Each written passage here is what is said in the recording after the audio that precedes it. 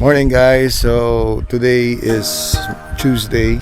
So to guys, tatry ko munang gawin yung si Friday ng DIY. Ngayon yung kaya ko lang gawin. Pero pagka yung mga hindi ko na kaya, tatawagin ko na yung friend ko si Reggie. So gusto ko lang maging involved dito sa pag-restore ng project ko. Kasi nga, syempre, ito yung favorite car ko eh.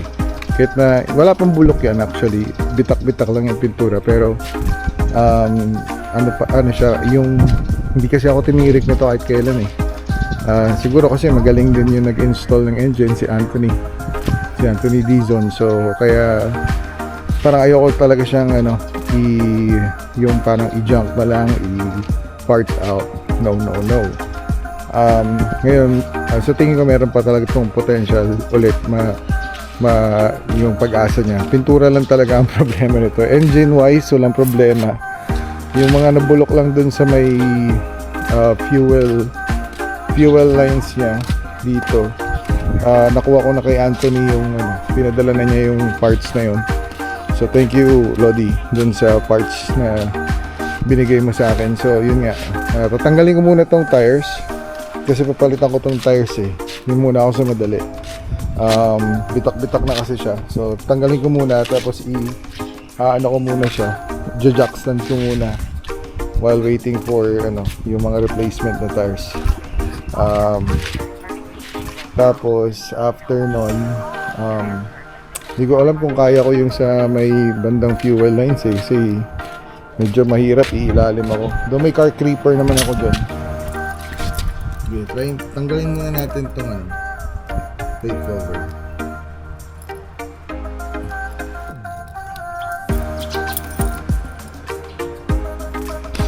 So yan, gumawa na akong WD-40 para sprayan tong gandang nut niya.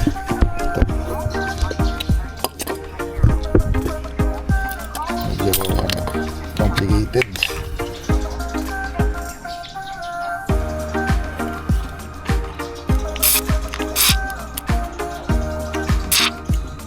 Babad muna natin yan.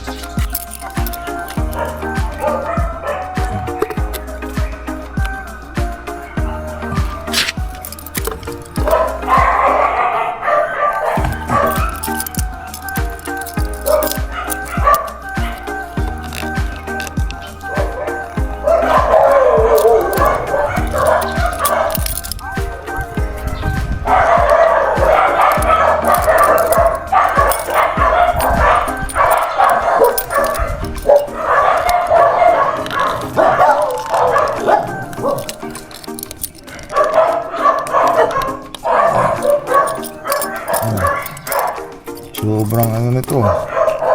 Sobrang higpit. Try ko yung sa kabila.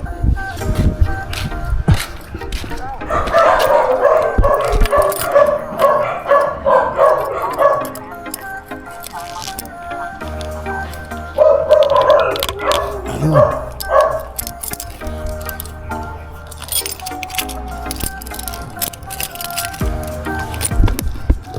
Ito guys, ang higpit niya. Sobrang higpit. Ito kasi yung special lock eh. Tapos ito yung specialty niya. So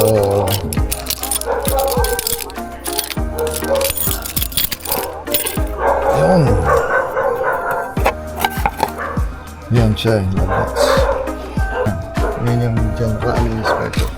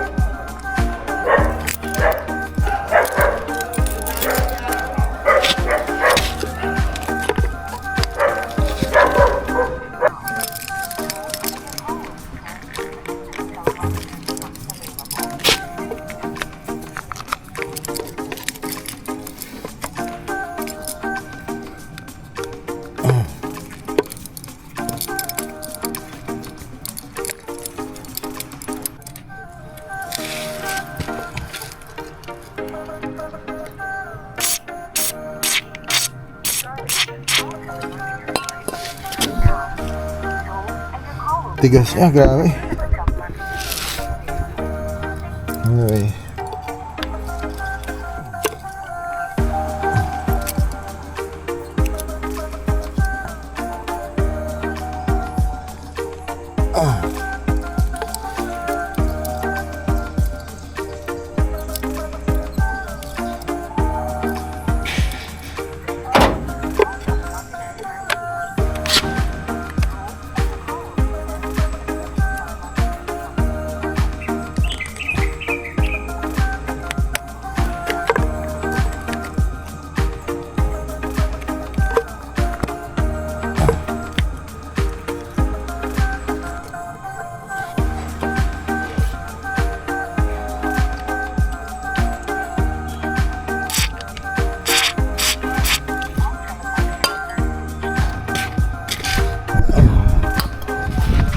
So inuna ko muna to hanggang na.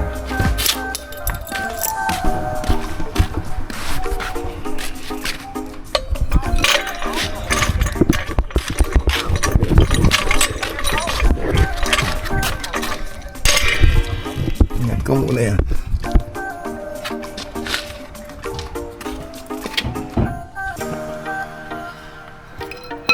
Saan ba pwede kita na yan?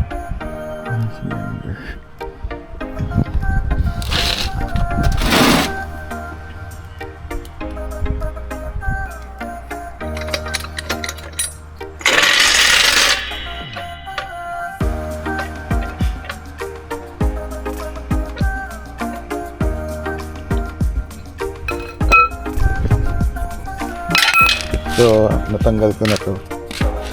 Ay, grabe, kalawang na yun eh. Natanggal ko na rin. Iangat ko muna tong harap. Ang problema ko yung likod. Yung kabila, kinalawang na yung ano niya, yung special knot niya. Oh, kita nyo. Yun. Puro kalawang na. Hindi pa naman kumilos. Try ko muna to. So ito inuwa ko. Ano ang tawag dito? Ratchet. So tingnan natin kung effective yung CPP.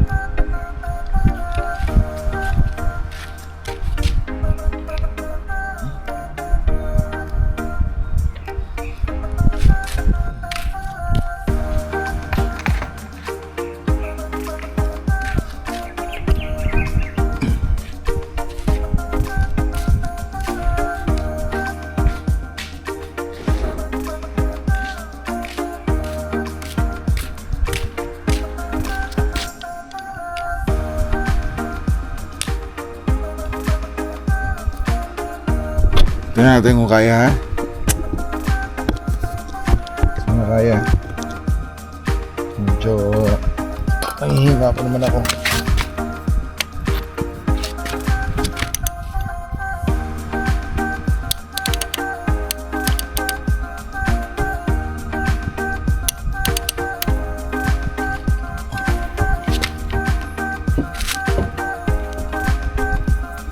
Yun, kaya.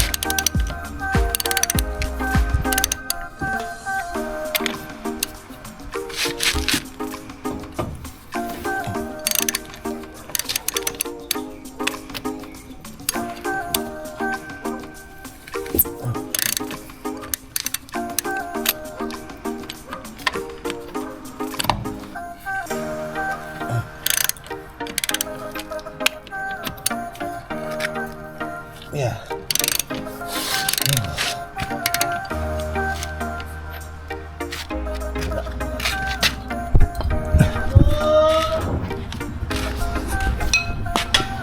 Itong kabila naman. Try natin to. Yun hindi ko matanggal eh, putang ina. Hirap. Hindi, may pag-asa pa yata yan.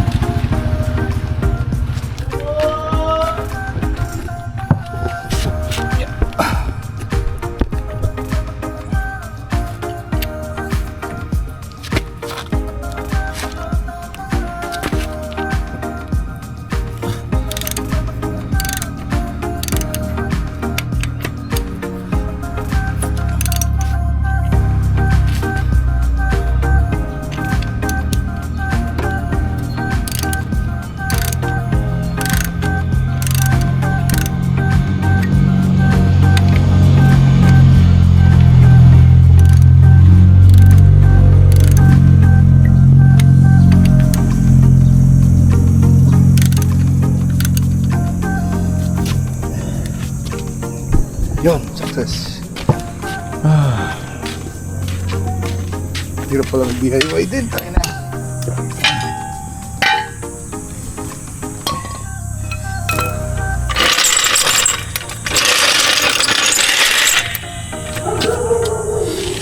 Hirap mag-DIY, pero okay lang yun.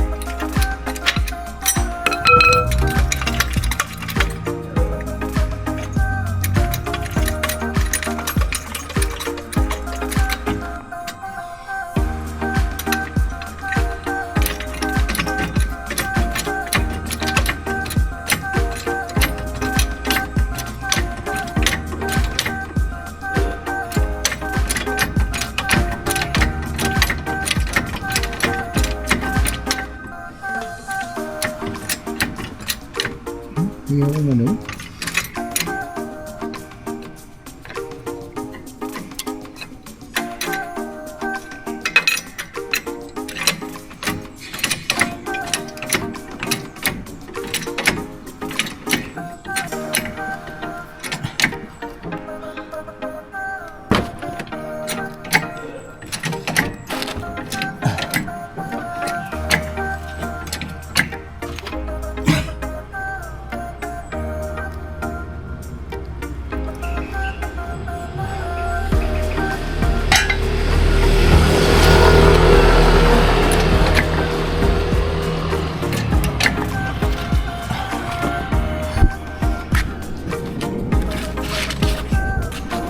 Then, angat ko na siya.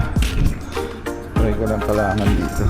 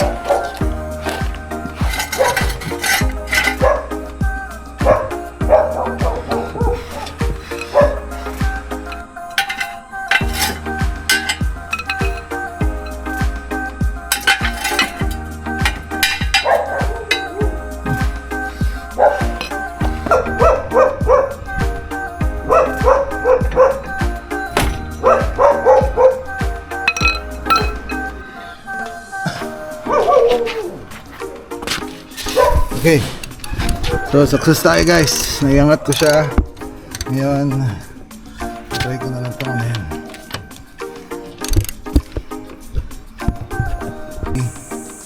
Palitan na yung gulong. Grabe oh. Kanya naman oh. Oh. Na. Pati yung ano, nabulok.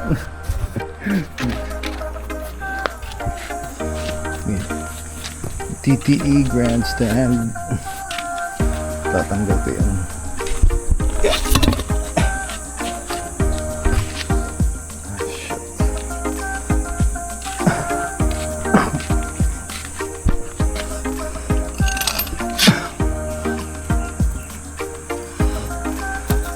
Kumusta yung pangilalim ng aking ano?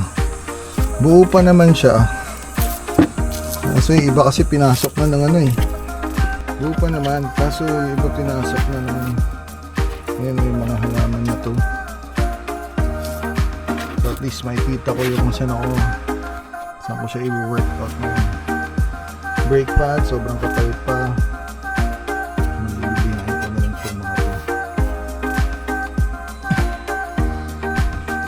So kabilat naman.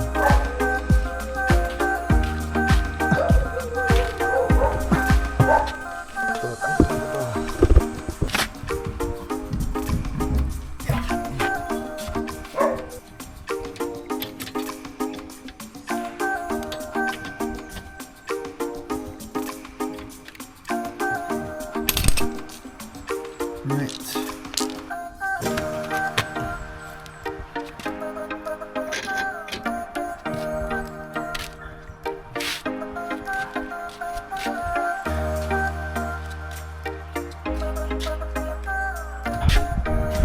So, success guys. Tanggal ko na yung apat na gulong. Ang hirap. So, ayan, bali ito yung status ng mga gulong ngayon. Wala na to, expired na to, bitak na. So papatanggal ko na yan, tatapon na yung gulong. Tapos tong TTE grandstand, tatabi ko muna.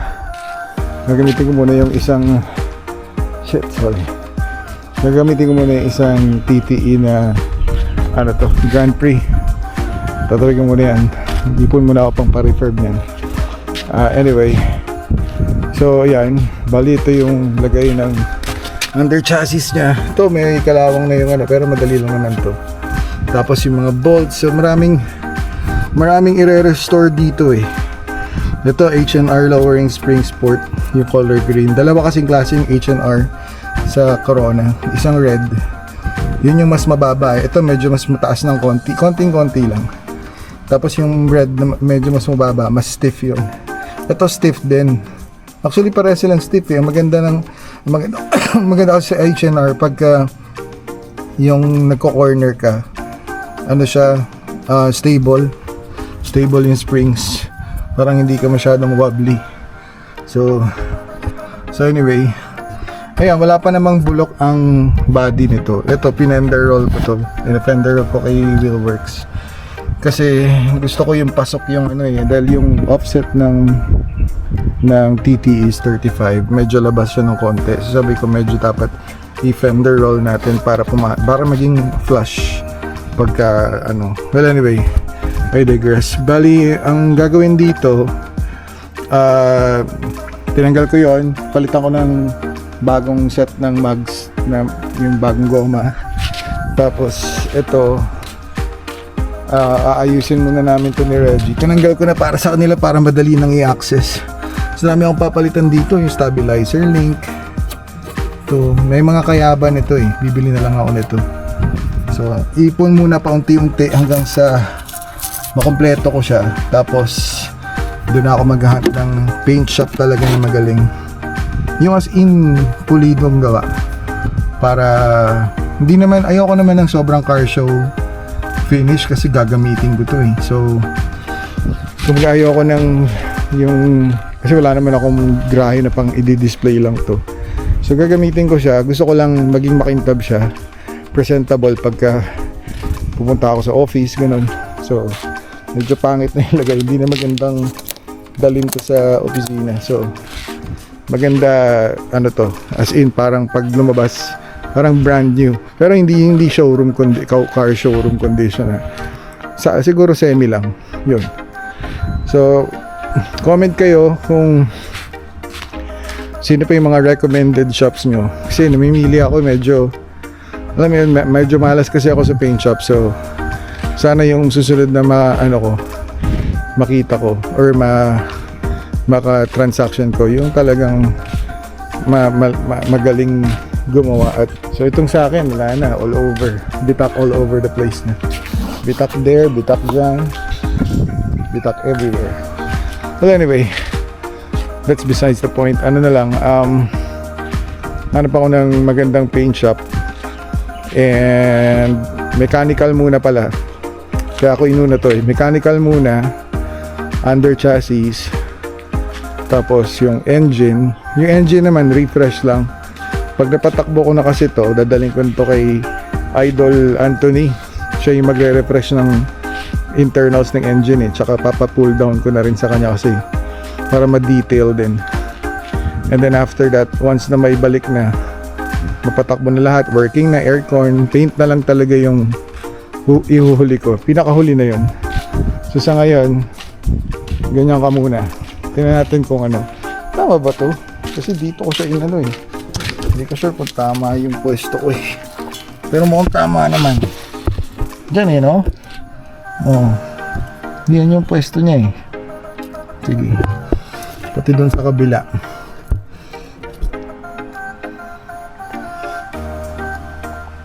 Sige, tatry kong tanggalin. Anyway, sana hindi lumubog.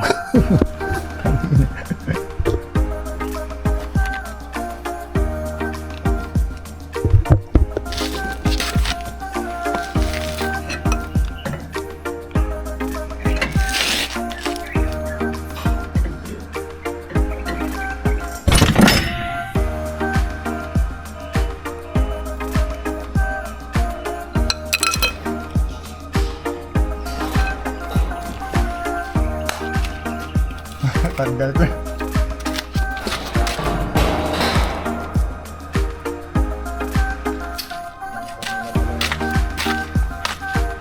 Tama ba yung pwesto? Tama yung pwesto, no? Pero dapat sa gitna siya.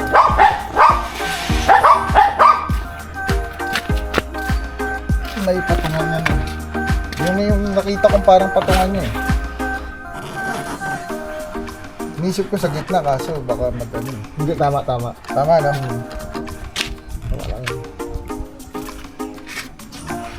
Para pag dating dito nung madali nang i-access tong ilalim. Kasi ito maaangat naman yung mga yun.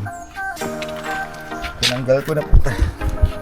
Bulok-bulok na yung mga So yan, tanggal na guys. So next step is yung mekaniko naman. Meron na akong meron na ako yung yung car creeper kuya, yung may gulong, yung gaganon ka. Bumili ako para handa. Hindi ko lang alam paano yun. Pagka dumating yung kaibigan ko si Reggie, anuhin ko na yun. Palit na yan. Ito, palit na ng mga stabilizer. Kalawang na. Hindi naman yan Hindi ba ito maapektuhan? Pero buo pa yung stabilizer nito Ba lang yan, tawag dito. Surface? Bula-bula lang yan Surface rust lang. Isin lang. So yan guys, bali ang hirap tanggalin ito, grabe. Nabot ako ng ilang oras para lang matanggal yung apat na yan. Well anyway, papalitan ko muna yung gulong ng yung inflated na yung bago. Inisip ko ilalagay ko na ba muna yung gulong. Lalagay ko na Bago? Oo. Ito na lang muna. Papabombahan ko na lang muna. Oo. Kasi pagka nilagay mo na tapos magtanggal-tanggal ulit. Magtatanggal ulit yan kasi maglilinis pa ng One is pad. ng disc brake. Ay, ng ano, ng rotor disc. Oo nga. Oo, tako. Parang hindi madumihan yung isa. Tapos hindi maihian ko ng mga aso. Pantayo lang naman yan eh. Pang ano, mabobombahan ko. Tama. I-sprayan ko muna to ng ano, pressure washer. Para maging malinis. Tapos papabombahan ko muna ng hangin. Maganda pa ng box na to. Ano na to eh. Yung mga 20, ayun may bitak na. Hindi na pwede pang biyahe. Yung mga sidewall yan eh. Sidewall cracks. Hindi ko nakikita mo dyan. So, kasi pagka gano'n yan, pagka yung walang hangin na Nagbibitak eh, pag gano'n. Itong sa harap, inano ko sa talangka, yung pinaka ano niya, cross member niya. Doon ko pinatong sa talangka para siguradong secured yung ano. Nakanayin ko muna to. Nahirapan ako dun ah. Ang nahirapan ako i-access itong gilid. Kasi naigilid masyado nung ano eh. Nung nagtotow eh. Ginilid niya masyado eh. Sabi ko sige okay lang. Total paandarin ko rin naman to eh. Yun guys, so balikan ko na lang kayo sa next na progress ng project ko. And ano, sana mapatakbo ko na to. Peace out. Bye.